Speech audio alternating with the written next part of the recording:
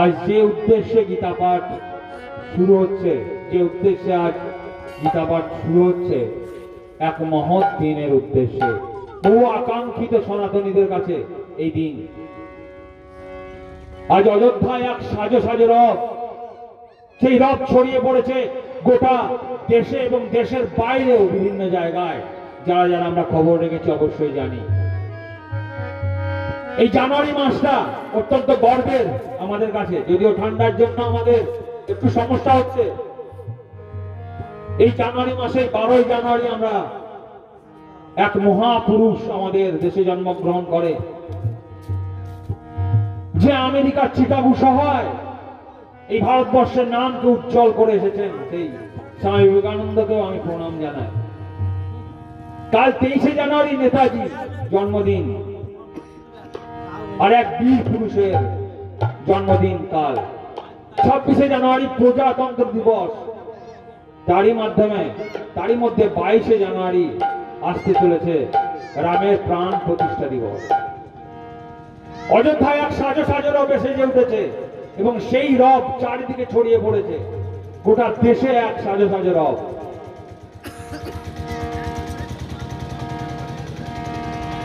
সেই রামকেই সম্মান জানিয়ে, কারণ রাম এবং কৃষ্ণ দুজনেরই জন্মভূমি উত্তরপ্রদেশ, একজন মথুরায় আর একজন অযোধ্যায়, একজন সরয়ী নদীর তীরে, একজন যমুনা নদীর তীরে। কি মিল দেখুন। আর সে উদ্দেশ্যে গীতা পাঠ হচ্ছে। সমস্ত ভক্তবৃন্দকে যারা মাইক্রোফোনের মাধ্যমে শুনছেন বলবো এখানে আসার জন্য। আর সনাতনীদের এক গর্বের দিন, সেই মহৎ বীর,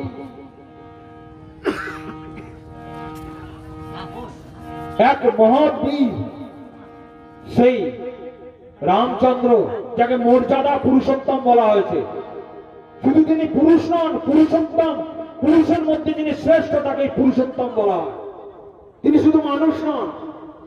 তো সেই মর্যাদা, এই উপাধি আর কাউকে দেওয়া হয়নি, একমাত্র রামচন্দ্রকে দেওয়া হয়েছে এই মর্যাদা, পুরুষোত্তম উপাধি।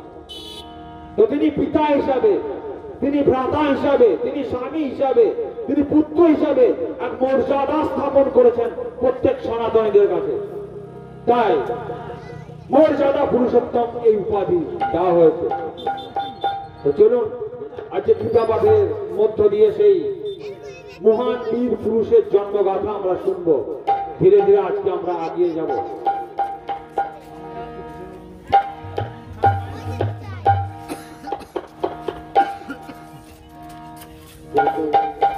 তো আজকে শুনবো গীতা পাঠের মধ্য দিয়ে সেই পরম পিতার, সেই মর্যাদা পুরুষোত্তমের বাণী আজকে আমরা শুনবো। তিনি প্রত্যেকটি যুবকের জন্য কতটা আইকন, তিনি প্রত্যেকটি ভারতবাসীর জন্য কতটা মর্যাদা স্থাপন করেছে আজকে শুনবো আমরা গীতা পাঠের মধ্য দিয়ে। চলুন আজকে গীতা পাঠ, গীতা সম্পর্কে একটুখানি বলে নিয়ে আমরা সামনের দিকে এগিয়ে যাব। শ্রীকৃষ্ণ দ্বৈপায়ন বেদ ব্যাস বিরচিত যে মহাভারত গ্রন্থখানি আছে, তার মোট 18টি পর্ব আছে। আদি, সভা, বন, বিরাট, উদ্যোগ, ভীষ্ম, দ্রোণ, কর্ণ, শল্য, শক্তিক, স্ত্রী, শান্তি, অনুশাসন, আশ্রমেধিক, আশ্রমবাসিক, মৌসল, মহাপ্রস্থানিক, স্বর্গারোহণ। এই 18টি পর্বের মধ্যে ষষ্ঠ পর্ব হলো ভীষ্ম পর্ব। সেই ভীষ্ম পর্বের 25 থেকে 42তম অধ্যায় গীতা নামে পরিচিত, যার মধ্যেও 18টি পর্ব আছে। অর্জুন বিষাদ যোগ, সাংখ্য যোগ, কর্মযোগ, জ্ঞান যোগ, সন্ন্যাস যোগ, ধ্যান যোগ, এই ক্রমে 18টি পর্ব আছে, যেখানে মোট 700টি শ্লোক বর্তমান, যার জন্য গীতার আর এক নাম সপ্তশতী। এই গীতা যুদ্ধক্ষেত্রে গিয়ে শ্রীকৃষ্ণ শোনাচ্ছেন অর্জুনকে, যে অর্জুন বিমর্ষ হয়ে পড়েছেন, জীবনে কোন রাস্তায় যাবেন, কি করবেন খুঁজে পাচ্ছেন না। ঠিক সেই মুহূর্তে, কারণ গীতা ডাইনিং টেবিলে বসে শোনানো হয়নি, গীতা বন্ধুর সঙ্গে গল্প করতে করতে শোনানো হয়নি, গীতা শোনানো হয়েছে যখন সমস্যায় পড়েছে, ঠিক সেই সময়ে। ভালো করে ভেবে দেখুন, আমাদের জীবনে কার সমস্যা নেই? সমস্যাহীন ব্যক্তি আমাদের এই জগৎ সংসারে একটাও কি আছে? তাই গীতা শোনা আমাদের প্রত্যেকের পক্ষে কতটা প্রয়োজনীয় আজ আমরা শুনব। এই গীতা সারা শ্লোক অর্থাৎ ৭০টি শ্লোক এখানে আমি পাঠ করব না। গীতা আমি কয়েকটা প্রশ্নের মধ্য দিয়ে এগিয়ে যাব, যা আমাদের জীবনের প্রশ্ন। অর্জুন একের পর এক শ্রীকৃষ্ণকে প্রশ্ন করেছেন এবং সেই প্রশ্নের উত্তর দিয়েছেন মধুসূদন। আজকে তারই মধ্য থেকে ৩টে প্রশ্ন আমরা রাখবো। এই জগৎ সংসারে এসে আমরা দুঃখ পাই কেন? কেন আমরা দুঃখ পাই? আর এই দুঃখের হাত থেকে বাঁচতে গেলে তার উপায় কি? এই হবে প্রথম প্রশ্ন। দ্বিতীয় প্রশ্ন নেওয়া হবে, এই জগৎ সংসারে এসে আমরা শান্তি লাভ করবো কি করে? আমরা সব অশান্তিতে ভুগছি, কারণ জীবনে যেন শান্তি নেই, তাই শান্তি লাভ করবো কি করে? এই হবে দ্বিতীয় প্রশ্ন। এবং তৃতীয় প্রশ্ন নেওয়া হবে, এই জগৎ সংসারে এসছি আমরা কিসের জন্য? কি কাজ করার জন্য আমরা এই জগৎ সংসারে এসছি? শুধু খেয়ে ঘুমিয়ে সন্তান উৎপাদন করার জন্য এসছি, না এর বাইরে আর কোন উদ্দেশ্য আছে আমাদের বেঁচে থাকা?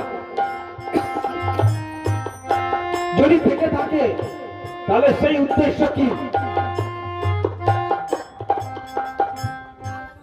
যদি সেই উদ্দেশ্য থেকে থাকে তাহলে সেই উদ্দেশ্য কি?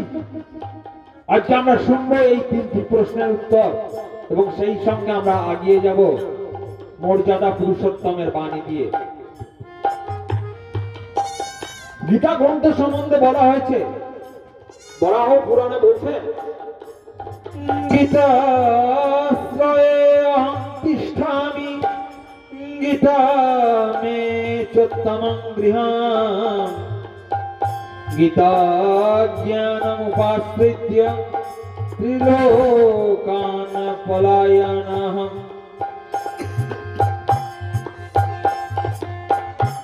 শ্রীকৃষ্ণ বলছেন এই গীতা হচ্ছে ভারতবর্ষে যেমন সংবিধান গ্রন্থ আছে, যদি আপনি কাউকে খুন করেন তাহলে তার বিধান কি হবে সেই সংবিধানে যেমন আছে, আমাদের বেঁচে থাকার সংবিধান গ্রন্থ হচ্ছে গীতা।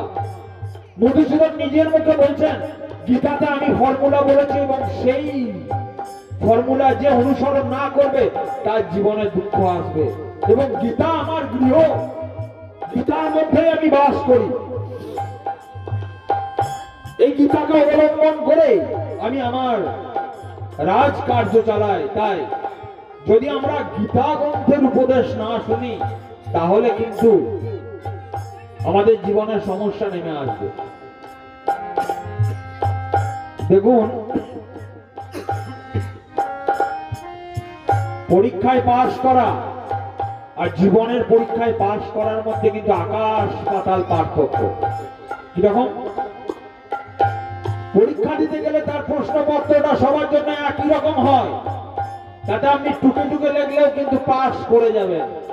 কিন্তু জীবনের পরীক্ষায় পাস করা এত সহজ জিনিস নয়, কারণ এই সমস্যা এক একজনের এক এক রকম। কারোর অর্থ তো প্রচুর আছে কিন্তু রাত্রে ঘুম হয় না, স্বামী স্ত্রীর মধ্যে সম্পর্ক ভালো নেই,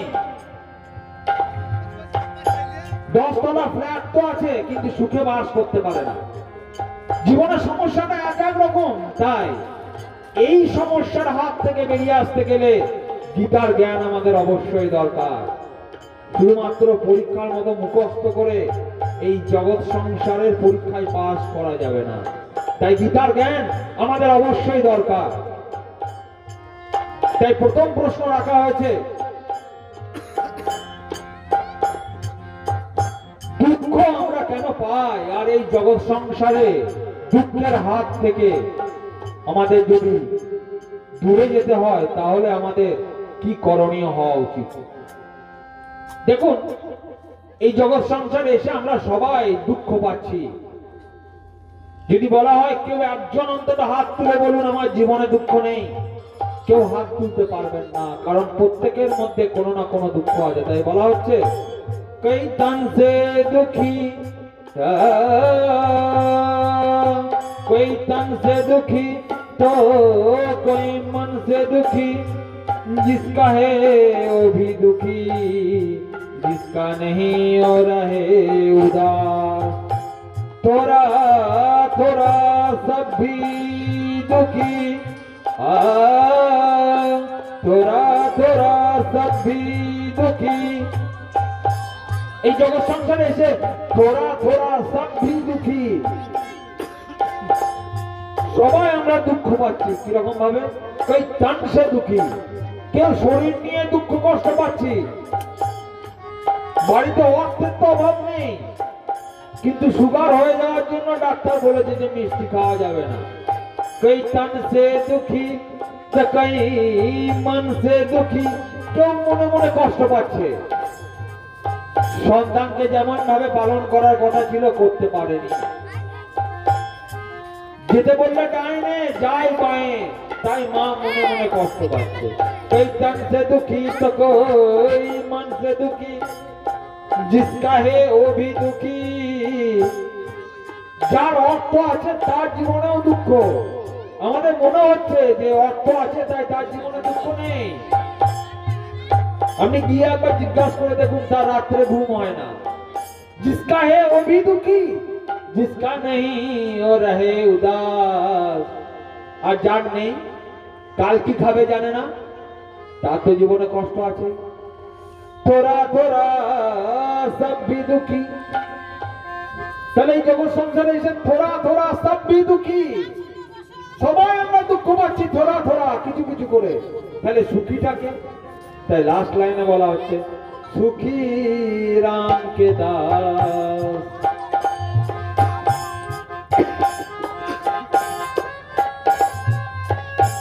এই জগৎ সংসারে এসে তিনি সুখী, যিনি রামের দাস, যিনি সেই পরম পিতার আশ্রয় গ্রহণ করেছেন, তিনি সুখী। তো আমরা গীতা থেকে দেখবো যে কেন আমরা দুঃখ পাই, দুঃখ পাওয়ার কি কারণ, কোন কোন দিক থেকে দুঃখ আমাদের জীবনে আসে দেখবো। তাই গীতায় বলা হচ্ছে, দেখুন অনেককেই যখন বলা হয় তুমি কি গীতা পড়েছো, অনেকেই বলে আমি গীতা পড়েছি। দেখুন গীতা পড়া একরকম জিনিস, আর গীতা পড়ে তাকে বুঝে নিজের জীবনে প্রয়োগ করে সেই রাস্তায় চলা আর এক জিনিস। আমি জীবনে অনেককে জিজ্ঞাসা করে যখন দেখি, তখন অনেকেই বলে হ্যাঁ গীতা পড়েছি। যখন জিজ্ঞাসা করি গীতার কি পড়েছো, কোন শ্লোকটা পড়েছো, এই শ্লোকটা পড়েছো কিনা, দুঃখ জানার ফর্মুলা তোমার জানা আছে কিনা, তখন বলে ওভাবে আমি তো পড়ি। তাই দেখুন গীতা পড়া একরকম জিনিস, আর গীতা পড়ে সেই অর্থ বুঝে নিজের জীবনে প্রয়োগ করা আর এক জিনিস। তাই বলছে গীতার ৬ষ্ঠ অধ্যায় অভ্যাস যোগের ১৭ নম্বর শ্লোকে বলছেন মধুসূদন যে দুঃখ যদি দূর করতে চাও তাহলে তার ফর্মুলা কি বলা হচ্ছে, युक्तहार विहारस्य युक्तचेष्टस्य कर्मसु युक्तस्वप्नो अवबोधस्य योगो भवति दुःखः। योगो भवति दुःखः, দুঃখ দূর করার জন্য তিনি ফর্মুলা দিচ্ছেন। কি বলছেন?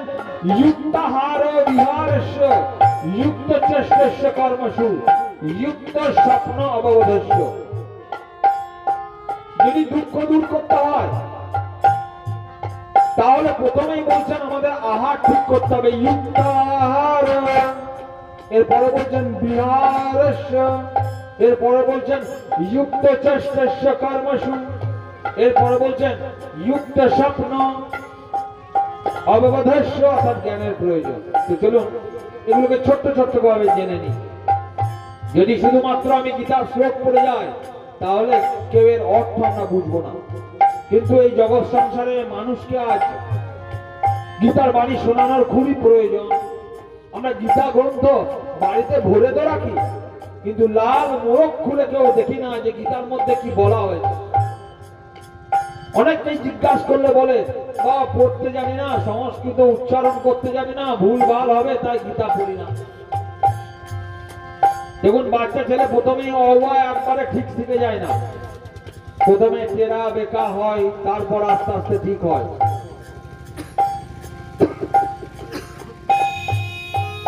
তাই আমাদের উচিত গীতা গ্রন্থটা খুলে অন্তত দেখা, নইলে পড়ে যাবে সেই মৃতদেহের উপর গীতা দিয়ে আর কোনো লাভ নেই। সারা জীবন গীতা পড়লাম না, গীতাতে কি বললো শুনলাম না, গীতার রাস্তায় চললাম না, আর মরে যাওয়ার পর গীতা দিয়ে কি হবে? তাই যেটুকু জীবনের আয়ু এখনো বেঁচে আছে অন্তত গীতা পড়ুন, গীতা শুনুন। না পড়তে পারলে গীতার আসরে আসুন, গীতা শোনানো হবে আপনাকে। এই মনুষ্য জীবন অত্যন্ত দুর্লভ জীবন। রামচরিত মানসে বলছে বহু ভাগ্য পাওয়া মানুষে তানা পাওয়া, বহু ভাগ্য মানুষে তানা পাওয়া, সুর দুর্লভ সব গুণ গাওয়া। রামচরিত মানস তুলসী বাবা বলছেন বহু ভাগ্যবান, বহু ভাগ্যবতী বলে আমরা মনুষ্য জীবন পেয়েছি। বহু ভাগ্য মানুষের তানা পাওয়া, তন মানে হচ্ছে শরীর। বহু ভাগ্যবান ভাগ্যবতী বলে আমরা মনুষ্য জীবন পেয়েছি, নইলে আমরা কুকুর, বিড়াল, গরু, ছাগল, ভেড়া হতে পারতাম। আমরা মানুষ হয়েছি যার মধ্যে মান এবং হুঁশ দুটো জিনিস থাকা দরকার, নইলে তো আমরা গরু হতে পারতাম, ভেড়া হতে পারতাম, ছাগল হতে পারতাম। রামচরিত মানসে তুলসী বাবা এই কথা বলছে, যাকে মর্যাদা পুরুষোত্তম বলা হয়েছে, তার গ্রন্থ রামচরিত মানস। সেখানে বলা হয়েছে বহু ভাগ্যবান, বহু ভাগ্যবতী বলে আমরা মনুষ্য জীবন পেয়েছি। আর এই মনুষ্য জীবন পেয়েও যদি আমরা মানুষের মতো কাজ না করি তাহলে ঈশ্বর আমাদেরকে ক্ষমা করবে না। অনেক সময় আমরা বলি না আমাকে একটা চান্স দাও, আমাকে একটা সুযোগ দাও। তাই ঈশ্বর আমাকে একটা সুযোগ দিয়েছে মনুষ্য জীবন দিয়ে, দেখি তুই মনুষ্য জীবন পেয়ে কি করি। আর এই মনুষ্য জীবন পেয়েও যদি আমরা অমানুষের মতো কাজ করি, ও বিবেক বোধের মতো কাজ করি, তাহলে মনুষ্য জীবন পেয়ে কি লাভ আমাদের একবার ভেবে দেখার জন্য অনুরোধ করবো সকলকে, যারা মাইক্রোফোনের মাধ্যমে শুনছেন একবার ভেবে দেখবেন কথাগুলো। তাই বলা হচ্ছে যুক্তাহার বিহারস্য নিযুক্ত চেষ্টস্য কর্মসু নিযুক্ত স্বপ্নাববধস্য যোগো ভবতি দুঃখঃ। আমাদের প্রথমে আহার ঠিক করে নেওয়া দরকার, নইলে আমাদের তামসে দুঃখী আমরা সারা জীবন দুঃখ পাবো। আজকের এই মনুষ্য জীবন পেয়ে আমরা যেভাবে আহার করতে শুরু করেছি, ভালো করে ভেবে দেখবেন মনুষ্যেতর প্রাণী যেগুলো আছে তাদের নিজস্ব আহার ঠিক আছে। আপনি গরুকে যদি ঘাস, খড় বা গাছপাতা বাদ দিয়ে যদি আপনার মাছ, মাংস, ডিম দিতে যান, খাবে না। একটা গরুও জানে এটা আমার আহার নয়। আবার আপনি বাঘকে যদি মাংস বাদ দিয়ে গাছপালা দিতে যান, পাতা দিতে যান, খড় দিতে যান, ঘাস দিতে চান, খাবে না। তাহলে একটা মনুষ্যেতর প্রাণী, বাঘ, ছাগল, গরু, তারাও নিজের আহারটা সম্বন্ধে সচেতন, আমাকে কি খেতে হবে। আর এই জগৎ সংসারে মনুষ্যরূপী পশুর দিকে একবার তাকিয়ে দেখুন, এ কোনো কিছু বাদ দেয় না, সবই খায়, যার জন্য তার এত সমস্যা, এত রোগ। তাই মধুসূদন বারবার বলেছেন যে আহার ঠিক করে নাও, নইলে তোমার জীবন থেকে দুঃখ যাবে না। যুক্তাহার বিহারস্য। দেখুন আয়ুর্বেদ শাস্ত্রে বলছে যে আহার, কিছু কিছু আহার আছে যে একসঙ্গে খাওয়া যাবে। যেমন ধরুন মধু এবং ঘি যদি আপনি একসঙ্গে খান তাহলে কিন্তু আপনার মৃত্যু পর্যন্ত হতে পারে। যদিও দুটোই আমাদের শরীরের পক্ষে উপকারী, কিন্তু যদি একসঙ্গে খাওয়ানো হয় তাহলে কিন্তু সমস্যা উৎপন্ন করে। ভালো করে ভেবে দেখবে, মধু আর ঘি সম পরিমাণে মিশিয়ে যদি খাইয়ে দেওয়া হয় তাহলে কিন্তু হসপিটাল পর্যন্ত নিয়ে যেতে হবে। দুধের সঙ্গে কোনো টক জাতীয় জিনিস খাওয়া যাবে না। কিন্তু আজকের দিনে আমরা না জেনে অজ্ঞানতা বশত সবই খেয়ে যাচ্ছি। দেখো গীতা গ্রন্থে বলছে যে আহার করার আগে, ভোজন করার আগে ঈশ্বরকে সমর্পণ করা দরকার। দিয়ে শুনবেন, যে যেখানে আছেন, মাঠে ঘাটে বাড়িতে, যদি কারোর এখানে আসার সময় না হচ্ছে, এই মাইক্রোফোনের ধ্বনি যতদূর পর্যন্ত পৌঁছাচ্ছে সকলকে বলবো, অনুরোধ করবো, একটু মন দিয়ে শুনবেন। মধুসূদন বলছেন যে ভোজন করার আগে সেই পরম পিতাকে স্মরণ করা দরকার। আর যদি আপনি স্মরণ না করে ভোজন করেন তাহলে পাপ ভোজন করবেন, আপনি একজন চোর হবেন, চোর। যদি ঈশ্বরকে স্মরণ না করে ভোজন করেন তাহলে আপনি একজন চোর হবেন, চোর। আর আপনি যেটা ভোজন করবেন সেটা হবে মিথ্যাচার। কেন? আপনার মনে প্রশ্ন হতে পারে যে আমার বাবার জমি, সেখানে ধান ফলায়, আমি ঈশ্বরকে দিলাম আর না দিলাম, তাতে তোমার কি সমস্যা?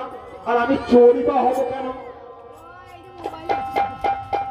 গীতাতে বলছে, গীতার কর্মযোগ, অর্জুন বিষাদ যোগ, সাংখ্য যোগ, কর্মযোগ, গীতার 3 নম্বর অধ্যায়ে 12 নম্বর শ্লোকে বলছে, ইষ্টান ভোগান হি বদেবা দাস্যন্তে যোগ্য ভাবিতা পয়রত্বান প্রদায় ভ্যজভন্তে স্তেনৈব স। একদম স্পষ্ট বলছে, গীতা বই খুলে দেখবেন। আমি এখানে যে কথাগুলো বলবো প্রত্যেকটি চুক্তি দিয়ে বলবো। যদি আমার কথা কোন জায়গায় আপনাদের ভুল লাগে তাহলে গীতা পাঠের শেষে আমাকে এসে বলবেন। বা গীতা দর্শন নামে একটি চ্যানেলও আছে আমাদের, GEETS দিয়ে DARSHN, গীতা দর্শন খুললেই সেখানে আমাদের চ্যানেলের ভিডিও পাবেন। সেখানে গিয়ে আপনি কমেন্ট করতে পারেন যে মানুষ তুমি এই কথাটা কেন বললে। তাই আজকে আমি যতগুলো কথা বলবো তার পিছনে কারণ দেখাবো, যে কি কারণে আমি এই কথাটা বললাম।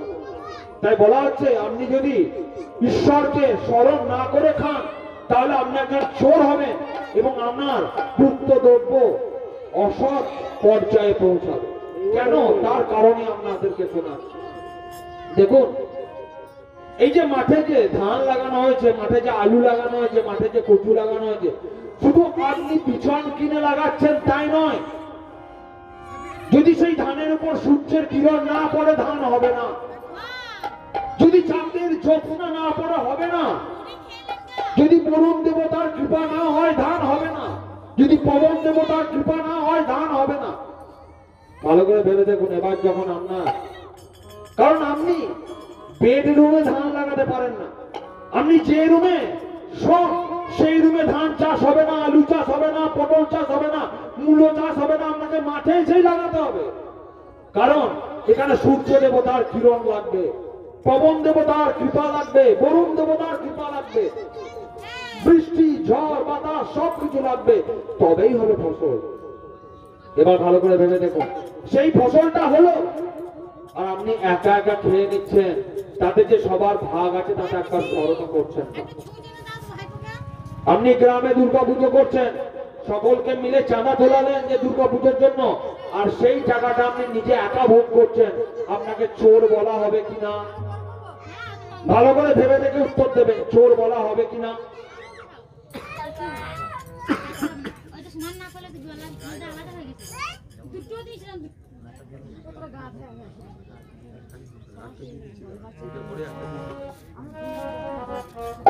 তাই যদি আপনি ভোজন করার পূর্বে ঈশ্বরকে স্মরণ না করেন তাহলে আপনি চোর হবেন এবং আপনার ভুক্ত দ্রব্য অসৎ পর্যায়ে পৌঁছাবে। তাই এই শিক্ষা আজকে গীতা থেকে আজকে নেওয়া দরকার। আমাদের সন্তানদেরকে এটা শেখানো দরকার। যেমন আমরা আমাদের সন্তানদেরকে স্মার্ট বানাবো, ইউপিআই কোডে টাকা পাঠাতে শেখাবো, তার সঙ্গে ধর্ম আচরণটাও শেখাবো। নইলে কোনো স্মার্ট ছেলে যদি অধার্মিক হয়ে যায় তাহলে তাকে টেকানো যাবে না। রাবণও অনেক স্মার্ট ছিল কিন্তু অধার্মিক হয়ে উঠেছিল। সেও রামচন্দ্রের থেকে অনেক ক্ষমতাশালী ছিল, তার পুষ্পক বিমান ছিল, রামচন্দ্রের কাছে পুষ্পক বিমান ছিল না। তার সত্ত্বেও সেই রাবণকে কিন্তু কেউ বাঁচাতে পারেনি তার অধার্মিকতার জন্য। তাই আপনার সন্তানকে স্মার্ট বানানোর সঙ্গে সঙ্গে ধার্মিক বানাবেন কিনা একবার ভেবে দেখবেন। যদি না বানান তাহলে তার কি পরিণতি হবে আজকের এই গীতা পাঠের মধ্য দিয়ে শুনবো। তাই চলুন, এখনো প্রথম প্রশ্ন শেষ হয়নি, সঙ্গে আর একটা হরিনাম শ্রবণ করে আমরা এগিয়ে যাব, এইভাবেই আমরা ধীরে ধীরে আগাবো।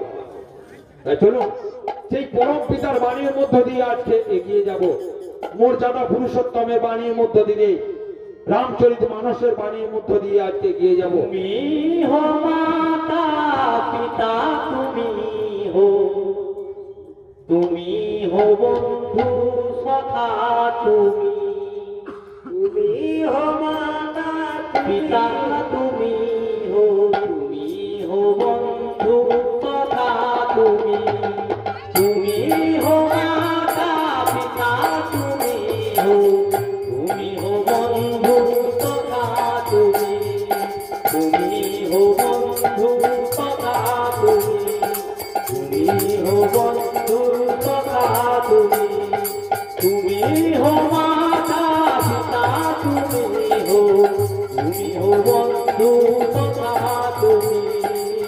তুমি হো বন্ধু সখা, তুমি হো সাথী, তুমি सहारे, कोई नया पेना सिवा तुम्हारे,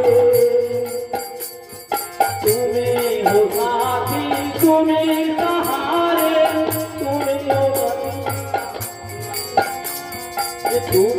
हो साथी, तुम्हें सहारे, कोई नया पेना सिवा तुम्हारे, तुम्हें हो साथी, तुम्हें हो, तुम्हें हो, तुम्हें हो माता पिता, तुम्हें हो, तुम्हें हो बंधु सखा, तुम्हें हो माता पिता, तुम्हें हो, तुम्हें हो बंधु सखा,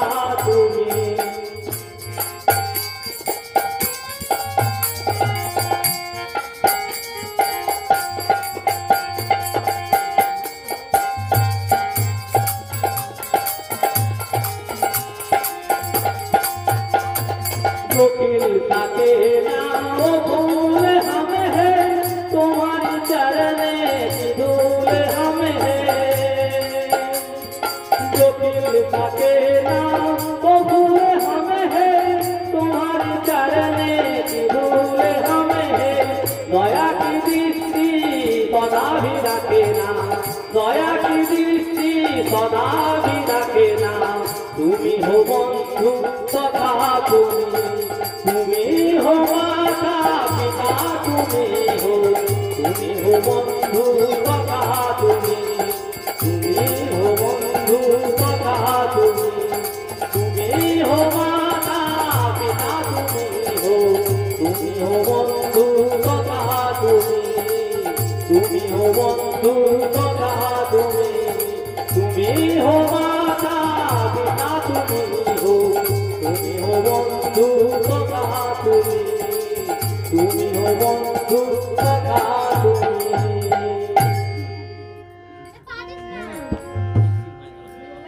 हरे कृष्ण।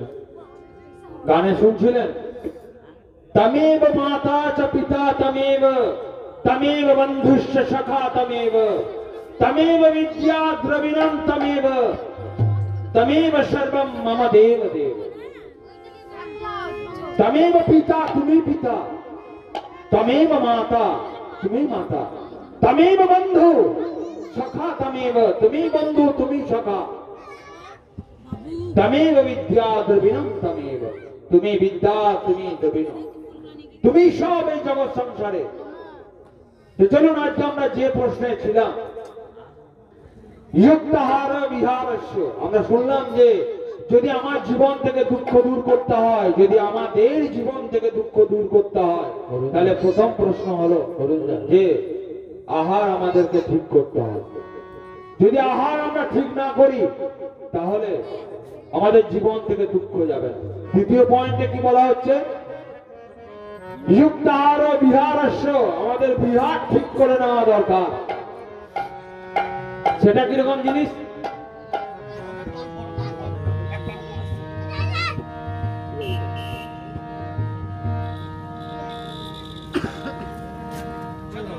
আমাদের বিহার ঠিক করে নেওয়া দরকার। বিহার শব্দের অর্থ হলো, যেমন একটা স্টেটই আছে বিহার, কিন্তু এখানে সেই বিহারের কথা বলা হয়নি। বিহার শব্দের অর্থ হলো কোথায় যাব, কোথায় না যাব, বিপূর্বক আর ধাতু, কোথায় আমাদের যাওয়া উচিত আর কোথায় আমাদের যাওয়া উচিত না যদি আমরা ঠিক করতে না পারি, তাহলে আমাদের সংসারে, আমাদের পরিবারে, আমাদের নিজেদের মধ্যে দুঃখ যাবে না। কোন জায়গাটা আমাদের যাওয়া উচিত, কোন জায়গায় আমাদের যাওয়া উচিত না, এই জ্ঞান আমাদের থাকা দরকার। এই জগৎ সংসারে বহু জায়গা আছে, মদিরালয়, বেশ্যালয়, বিভিন্ন জায়গা আছে। যদি আমরা সেই জায়গায় যাই তাহলে তো সংসারের মধ্যে অশান্তি এসে ঢুকবে, তাহলে তো এসে দুঃখ এসে ঢুকবে আমাদের সংসারে। তাই বলা হচ্ছে আমাদের বিরাট ঠিক করে নেওয়া দরকার। দেখুন, দু ধরনের মাছি আমরা দেখতে পাই, দু ধরনের মাছি আমরা দেখতে পাই। একটাকে বলা হয় মক্ষী আর একটাকে বলা হয় মধুমক্ষী। মক্ষী এবং মধুমক্ষী, মধুমক্ষী মানে হচ্ছে মৌমাছি, আর মক্ষী শব্দের অর্থ হচ্ছে মাছি। দুটোই কিন্তু মাছি, কিন্তু একটার নাম মধুমক্ষী আর একটার নাম শুধু মাছি। দেখবেন ভালো করে, আপনার বাড়িতে যদি কোনো নোংরা পড়ে থাকে, বেছে বেছে মাছিটা কিন্তু সেই নোংরার উপরেই বসবে। এত কিছু ভালো জিনিস থাকা সত্ত্বেও সে সেখানে বসবে না, সেই নোংরাটাই তার পছন্দ। এই জগৎ সংসারে এই দু প্রকারের মানুষও দেখা যায়, একটা মক্ষী আর একটা মধুমক্ষীর মতো। কিছু মানুষ আছে যাদের বসাটাই নোংরা জায়গায়, যাদের চলাফেরাটাই নোংরা মানুষের সাথে।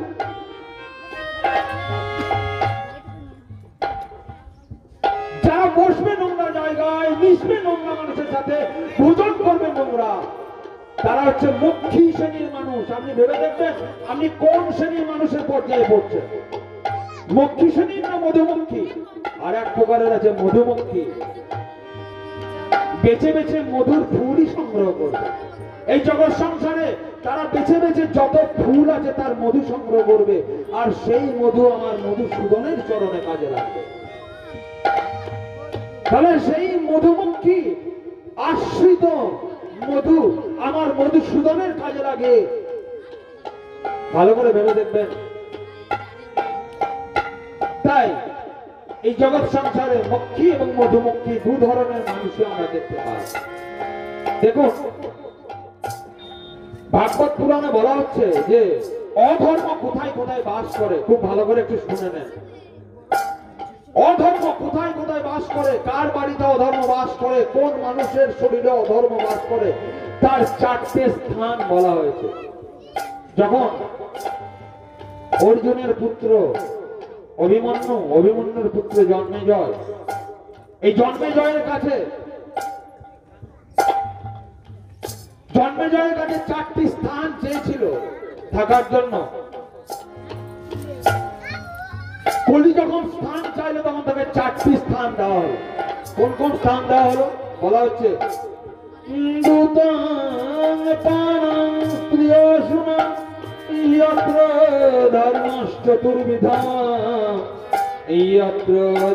ধর্মশ্চতুর্বিধম।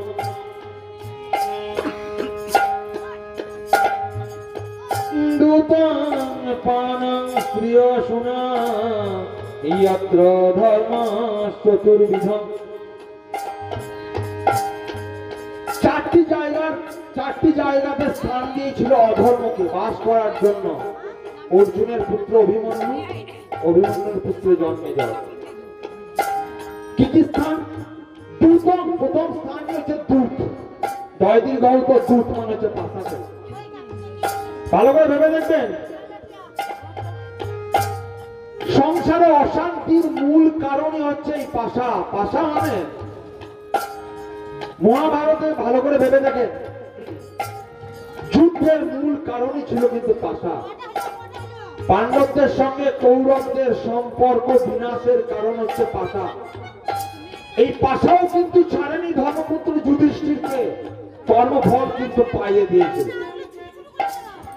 যারা আমরা পাশা খেলি এই পাশার বিভিন্ন রকম মডার্ন রূপ এসেছে এখন মোবাইলে বিভিন্ন সিনেমার আর্টিস্ট এখন র্যামি থেকে আরম্ভ করে বিভিন্ন রকমের উদাহরণ আমাদের সামনে তুলে ধরছে পাশাকে, এবং মুখের সামনে বলে দিচ্ছে পাশা খেলে এ এত টাকা পেয়েছে, এ অত টাকা পেয়েছে। ভালো করে দেখবেন, ডেয়ারি লটারির উদাহরণ দেওয়া হয় আনন্দবাজার পত্রিকায়, কে 1 লাখ টাকা পেল, কেউ 2 লাখ টাকা পেল, কিন্তু কত মানুষ যে নিঃস্ব হলো তার উদাহরণ কিন্তু সেখানে দেওয়া হয় না। তাই যদি আমরা সংসারকে, যদি আপনার পরিবারকে, যদি আপনার সমাজকে বাঁচাতে হয়, তাহলে মহাভারত থেকে আজ উদাহরণ নেওয়া দরকার, খুবই দরকার। পাশা খেলার জন্য কি পরিণতি ঘটেছে, তাই আমাদের জীবন থেকে পাশাকে দূরে সরিয়ে রাখা দরকার। তাই বলা হচ্ছে দ্রুতম পাশা, এই পাশার জন্য আমাদের বাড়িতে বাড়িতে আজ অশান্তি এসে উপস্থিত হয়েছে, দুঃখ এসে উপস্থিত হয়েছে, স্বামী স্ত্রীর মধ্যে ঝামেলা, মারামারি, কলহ। তাই আমি অনুরোধ করব, যারা এই রাস্তায় পা বাড়ানোর চেষ্টা করছেন, একটু ভেবে দেখে পা বাড়াবেন। দেখুন, গীতা পাঠ মানে এমন নয় আমি এসে কিছু শ্লোক বলে গেলাম। আমার সমাজের প্রতি একটা দায়িত্ব আছে এবং কর্তব্য বোধ আছে। যে কথাটা বলবো সেটা ভেবে চিন্তে বলবো এবং যাতে মানুষের কাজে লাগে এমন কথা বলবো। তাই যদি আপনি আপনার সংসার থেকে দুঃখ দূর করতে চান, আপনার জীবন থেকে দুঃখ দূর করতে চান, তাহলে এই পাশা খেলার হাত থেকে দূরে থাকুন, নইলে আপনার জীবনে দুঃখ যাবে না। দ্বিতীয়ত বলা হচ্ছে পানম, মানে মদ্যপান। যদি আমরা মদ্যপানে আসক্ত হয়, তাহলে আমাদের নিজের জীবনে যেমন দুঃখ নেমে আসবে, আমাদের সংসারে দুঃখ নেমে আসবে, আমাদের পরিবারকে দুঃখময় করে তুলবে। ভেবেও অবাক লাগে যে মানুষ দেখছে যে মদ্যপান করে মানুষ মারা যাচ্ছে, সংসারে অশান্তি লাগছে, কলহ লাগছে, তবুও মদ্যপান থেকে বিরত হচ্ছে না। মানুষ নিঃস্ব হয়ে যাচ্ছে। একটা উদাহরণ দেখান যে মদ্যপান করে স্বামী স্ত্রীর মধ্যে সম্পর্ক ভালো হয়েছে, তার সংসারে শান্তি নেমে এসেছে, সবার সঙ্গে সম্পর্ক খুব ভালো হয়েছে। একটা উদাহরণ দেখান মদ্যপানের ফলে তার জীবনে কল্যাণ নেমে এসেছে। তো এত অশান্তির পরও আমরা মদ্যপানের দিকে ধাবিত হচ্ছি। তাই গীতা গ্রন্থে বলছে, ভাগবত পুরাণে বলছে, যদি আমার জীবন থেকে দুঃখ দূর করতে চাই, যদি সমাজ থেকে অমঙ্গলকে হটাতে চাই, তাহলে মদ্যপান থেকে বিরত থাকতে হবে, নইলে দুঃখ যাবে না। এ আমার কথা নয়, গীতা গ্রন্থ খুলে দেখুন, একদম মধুসূদন চোখে আঙুল দিয়ে বলে দিচ্ছে আমাদের কথা। আমি গ্যারেন্টি দিয়ে বলতে পারি, আজকে কেউ গ্যারেন্টি দেয় না, ওয়ারেন্টি দেয়। ওয়ারেন্টি অর্থাৎ ঠিক করে দেওয়ার কথা বলে। আপনি যে মেশিনটা কিনছেন তার জন্য গ্যারেন্টি দেওয়া হয় না, ওয়ারেন্টি দেওয়া হয়, অর্থাৎ গেলে ঠিক করে দেবে। আমি গ্যারেন্টি দিচ্ছি, যদি আমরা এই ফর্মুলা অবলম্বন করে চলি, তাহলে আমরা সমাজকে বাঁচাতে পারবো, আমাদের সংসারকে বাঁচাতে পারবো। তাই বলা হচ্ছে দ্রুতম পানং স্ত্রিয়াসুনা। স্ত্রী, যদি আমরা পরস্ত্রীর প্রতি আসক্ত হয়, তাহলে আমাদের সংসারকে বরবাদের হাত থেকে কেউ বাঁচাতে পারবে না। যদি আমরা অন্যের স্ত্রীর প্রতি খারাপ নজর দিই, তাহলে আমাদের সংসার ধ্বংস হবে, আমাদের পরিবার ধ্বংস হবে। এই উদাহরণ মহাভারত থেকে নিয়ে দেখুন, দ্রৌপদীর প্রতি কেমন অত্যাচার করা হয়েছিল, যে জন্য পাণ্ডবদের, যে জন্য কৌরবদের বংশ ধ্বংস হয়েছিল।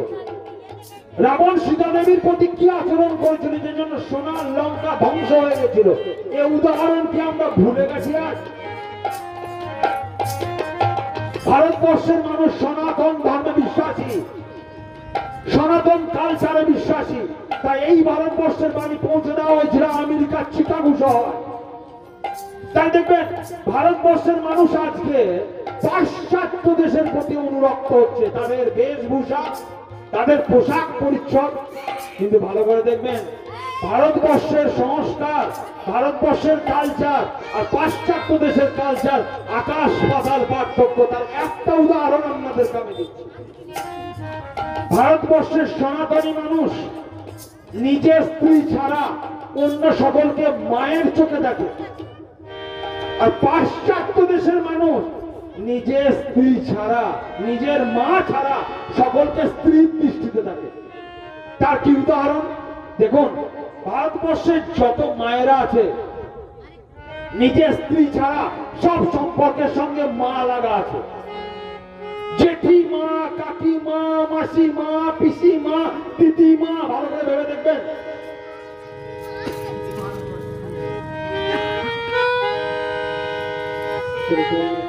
নিজের স্ত্রী ছাড়া সকলকেই আমরা মা বলেছি।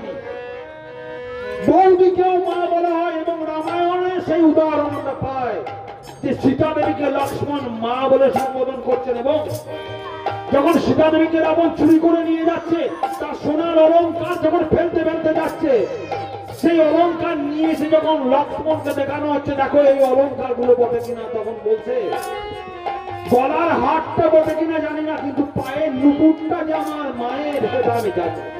অর্থাৎ রামচন্দ্র স্ত্রী লক্ষ্মণের কাছে মা, আর সেই মায়ের মুখ দিকেও তাকায়নি, শুধু পায়ের দিকেই দৃষ্টি ছিল লক্ষ্মণের। তাই এই উদাহরণ আজকে আমাদের নেওয়া দরকার। যদি আমরা অন্যের স্ত্রীর প্রতি খারাপ নজর দিই তাহলে আমাদের মনুষ্যত্বের বিনাশ ঘটেছে।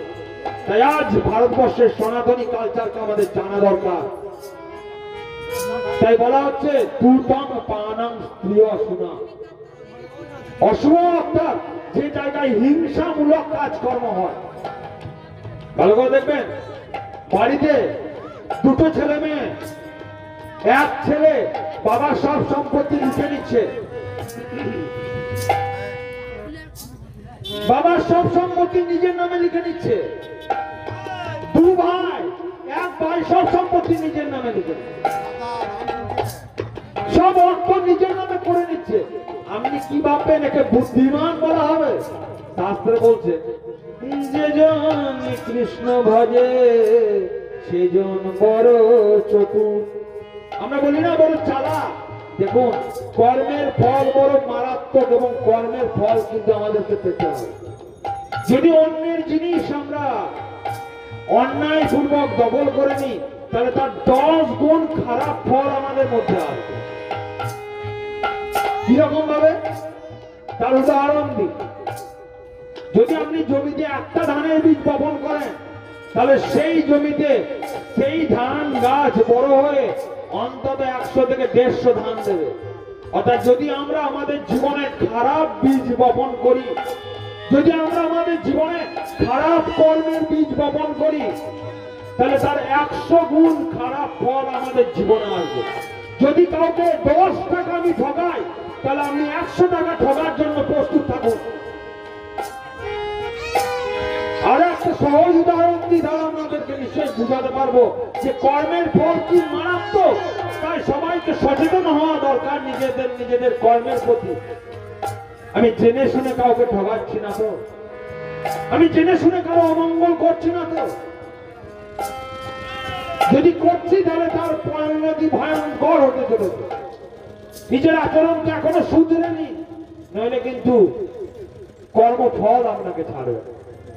খুব সহজ একটা উদাহরণ দিয়ে আপনাকে তাহলে বুঝতে পারবেন। একজন ব্যক্তি আম বাগানের পাশ দিকে যাচ্ছে, খুব সুন্দর সুন্দর আম ফলেছে। আমাদেরও বৈশাখ মাসে দেখবেন আম পাকছে বাগান। তো চোখ দিয়ে আম দেখলো, ভাবলো যে যদি একটা আম পেতাম, তাহলে চোখ দিয়ে দেখলো। কিন্তু চোখ দিয়ে তো আর বাগানের ভিতরে যাওয়া যায় না, পা দিয়ে আস্তে আস্তে ধীরে ধীরে বাগানের ভিতরে প্রবেশ করলো। এখন পা দিয়ে তো আর আম পাড়া যায় না, ধীরে ধীরে হাত দিয়ে আম পারলো। পাড়ার পর মুখ দিয়ে খেলো। খাওয়ার পর যে আম মুখে ভরেছে অমনি মালি দেখে ফেলেছে যে না বলে আম তুলেছে বাগান থেকে। তাহলে ভালো করে দেখুন, চোখ দিয়ে আম দেখলো, পা দিয়ে বাগানের ভিতরে ঢুকলো, হাত দিয়ে আম পারলো, তারপর মুখে ঢোকালো। যে আমের রস পেটের মধ্যে গেছে, অমনি মালি দেখে ফেলেছে যে বাগান থেকে আম না বলে চুরি করে নিল। অমনি পিছন পিছন ধাওয়া করে পিঠে মেরেছে একবারই। মালি সেই ব্যক্তির পিঠে এক বাড়ি মেরে প্রহার করেছে।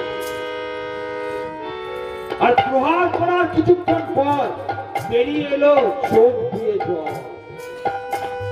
খুব ভালো করে ভেবে দেখুন, কি দিয়ে খারাপ কাজ শুরু করেছিল? চোখ দিয়ে।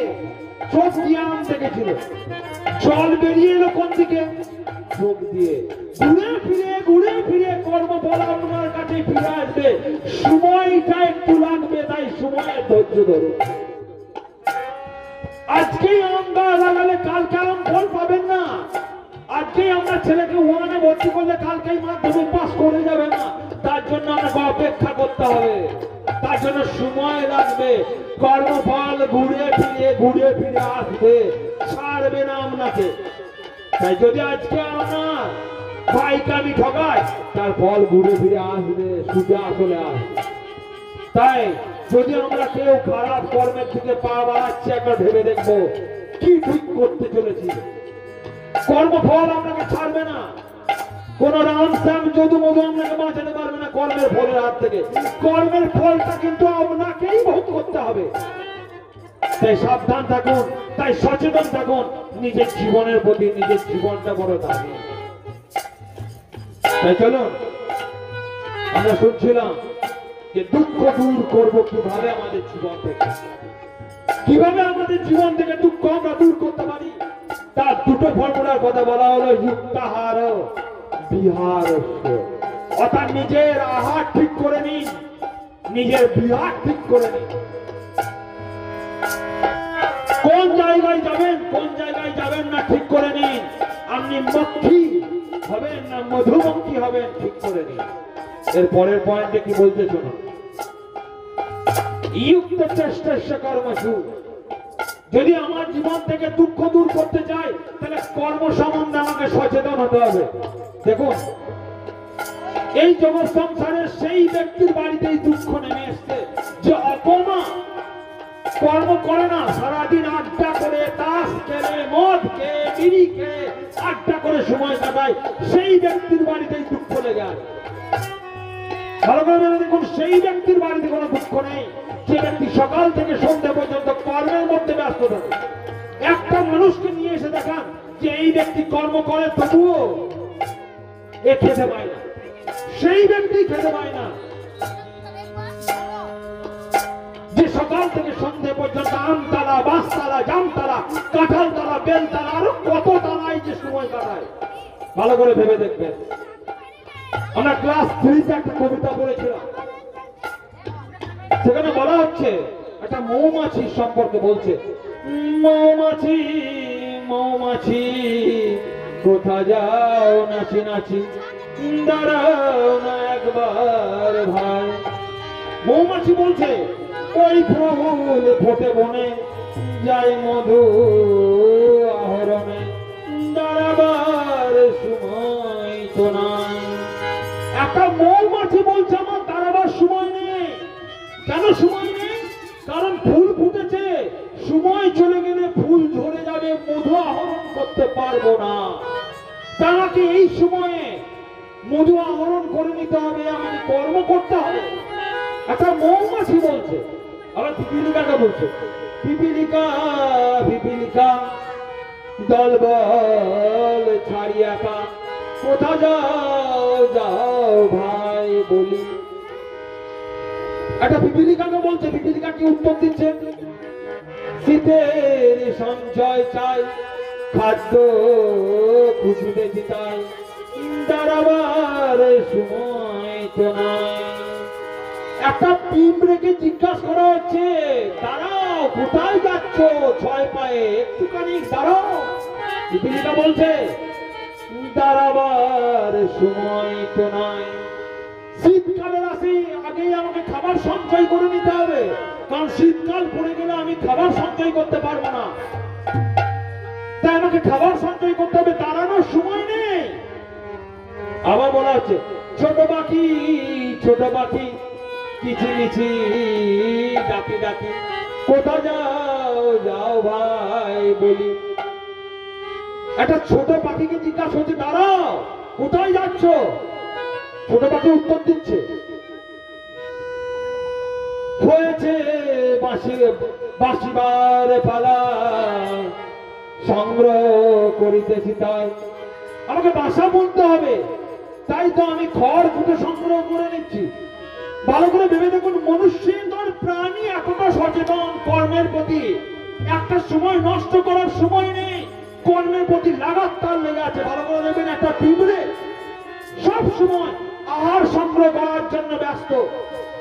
একটা সময় দেখেছেন পিঁপড়ে আড্ডা করছে কারোর সাথে? চারটে পিঁপড়ে এক জায়গায় আড্ডা করছে, কখনো দেখেছেন আপনি?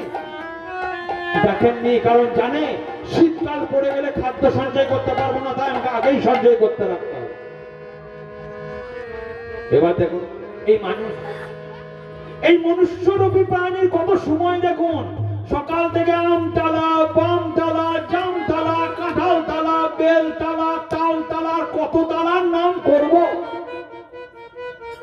অগাধ সময় বন্ধুর সঙ্গে আড্ডা করে, তাস খেলে, বিড়ি টেনে, মদ পান করে, গাঁজা খেয়ে সময় কাটাচ্ছে।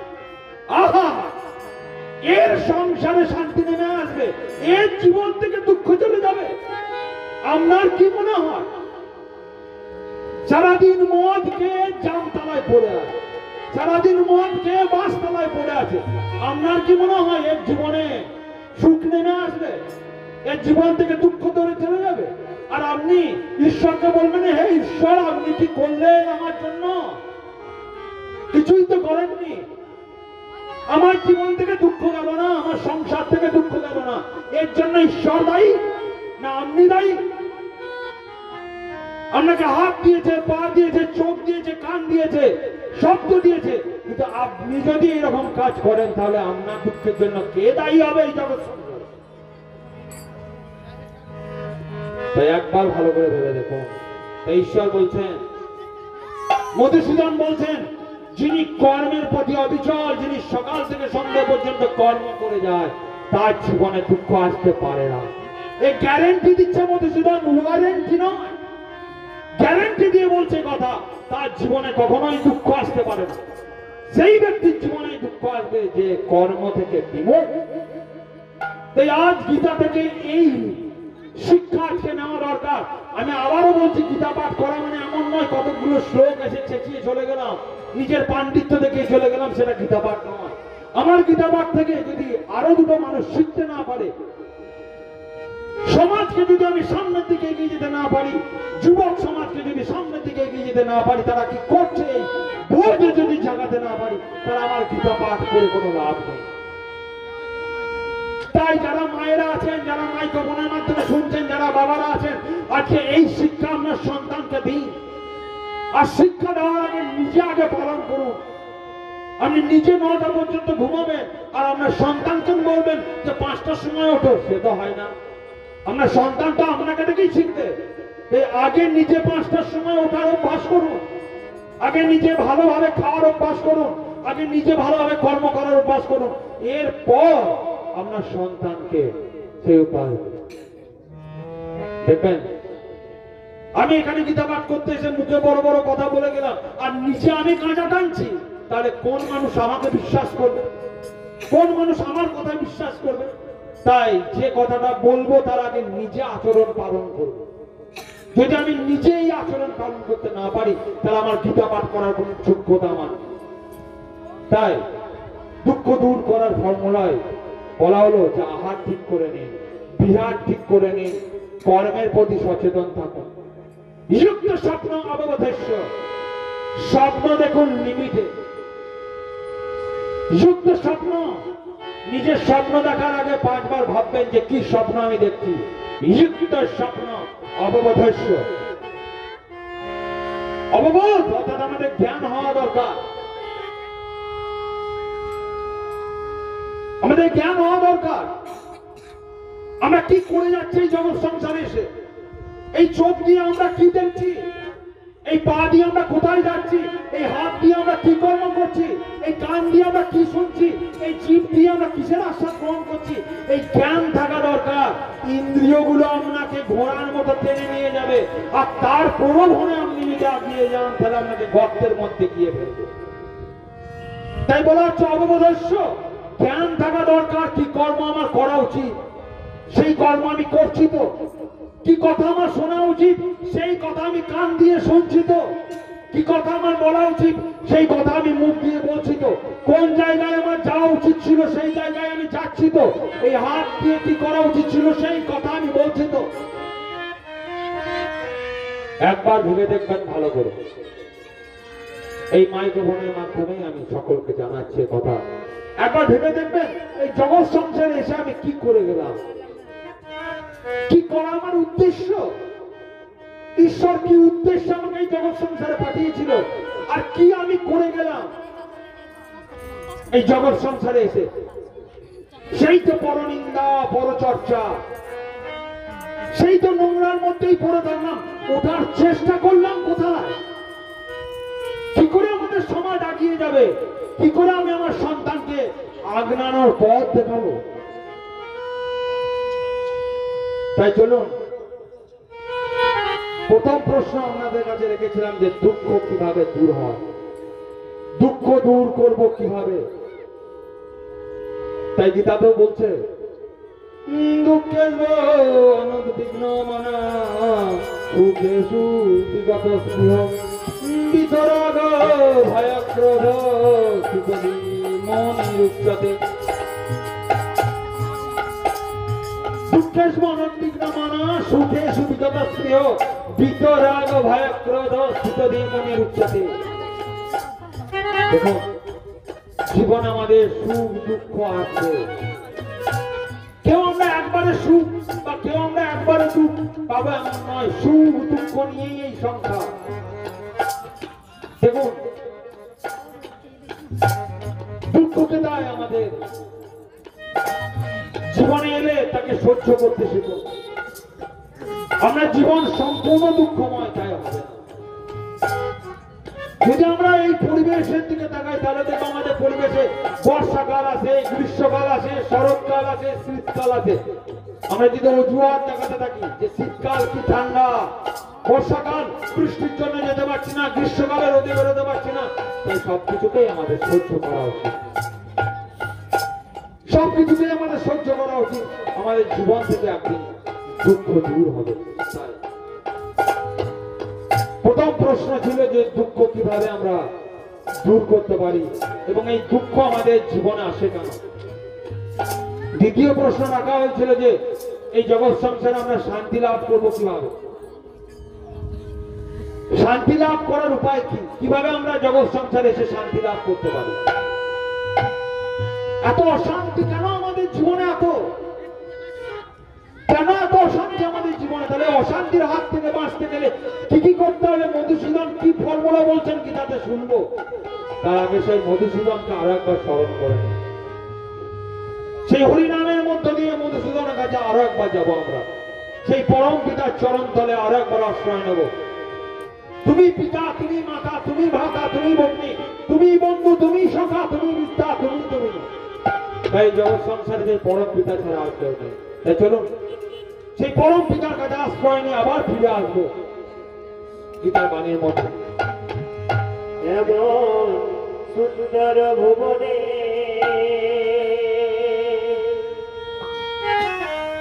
তুমি ভগবান,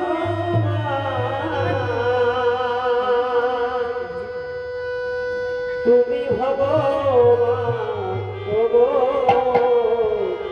তুমি মনে সুন্দর ভুবনে তুমি ভগবান, তুমি ভগবান, তুমি মনে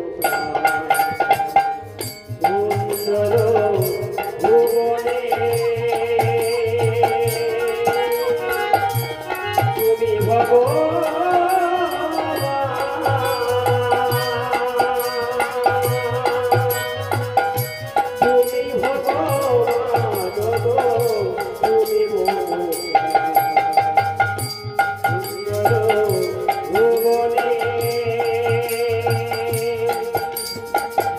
তুমি ভগবান